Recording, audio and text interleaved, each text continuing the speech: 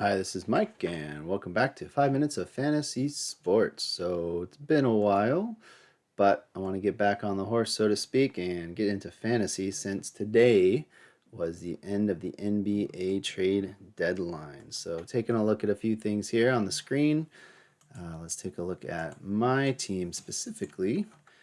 And I was pleased to see that James Harden was relocated, considering he has not been doing great. So he's heading to Philadelphia.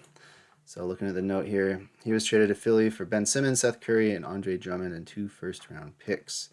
So I think this is a good thing for James Harden's trade value. I would suggest picking up Andre Drummond because the Nets front court is kind of a mess. Blake Griffin plays when he can. LaMarcus Aldridge plays when he can.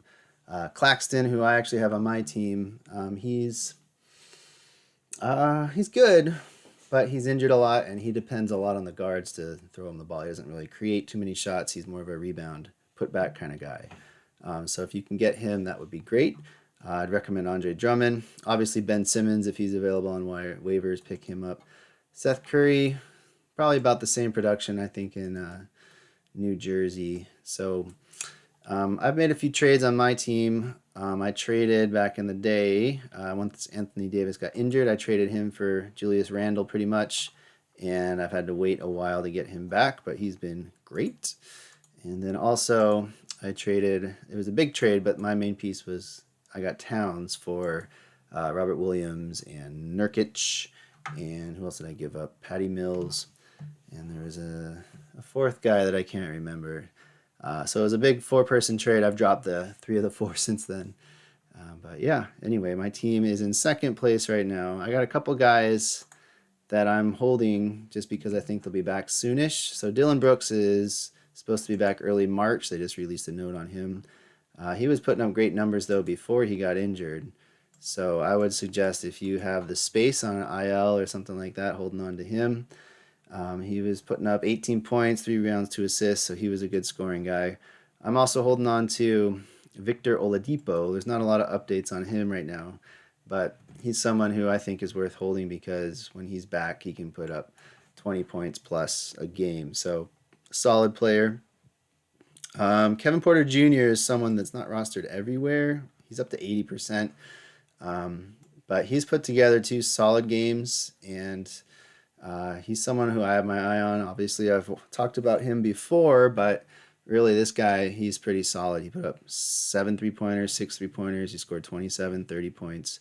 His big knock was always his field goal percentage, and he wasn't a great free throw shooter either, and he also had a lot of turnovers. But if you have a lot of guards, you're probably going to be punting turnovers anyway. So it's not really worth worrying about turnovers. So if you look at that, he puts up good guard numbers. He gets a lot of assists. He's starting to score more frequently. Occasionally he'll get a steal or a block. He's not great on that category. But if he's getting his field goal numbers up like he has been lately, this guy can have a strong finish. He can help you really out in the league. And the other guy I'd look at is the guy I picked up off of waivers, Marcus Morris Sr. on the Clippers. If you look at his games, last game we'll kind of ignore because he got ejected. He wasn't having a great game anyway. But tonight he put up 21 points, 3 3-pointers, 20 points, 8 rebounds, 4 assists. The Clippers did make a couple trades, so he's still going to be a starter. He's probably their second scoring option, I would say. So he's definitely someone that can put up some scoring numbers and some threes. He's usually decent at rebounds and assists. He didn't get any tonight, which was surprising, but he did get a couple steals, so it wasn't a complete wash. But yeah, looking at my team, I've changed my team up quite a bit. I've tried to take advantage of getting just, top 10 players if possible. I'm looking forward to Harden producing again now that he's on the 76ers. The way to check your team is going to standings and clicking on head-to-head stats. And when you switch to that category, you can kind of see where you stand in the different categories.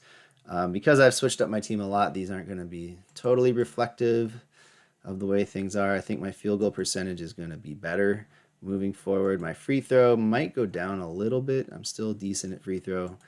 3-pointers, I'll still be in the mix. Points, I'm not a great point scoring team. Rebounds, I'm usually pretty good. Assists, I'm usually pretty good.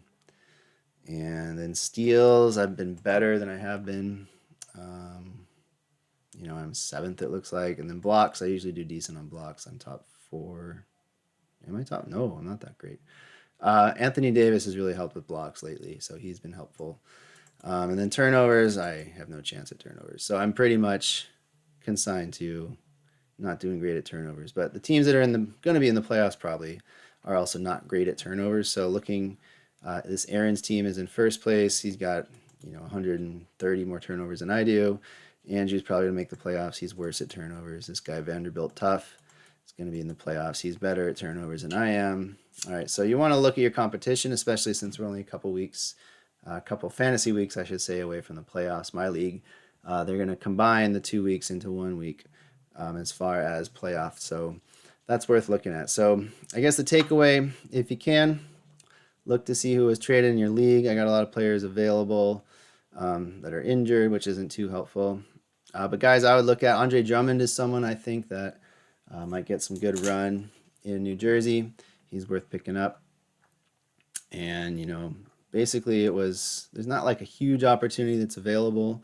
I would maybe look to Portland to see what's there. I got Josh Hart, who was traded to Portland. We'll see how that goes with him. So anyway, that's your 6 minutes of fantasy sports. And yeah, I'll be back tomorrow with another episode.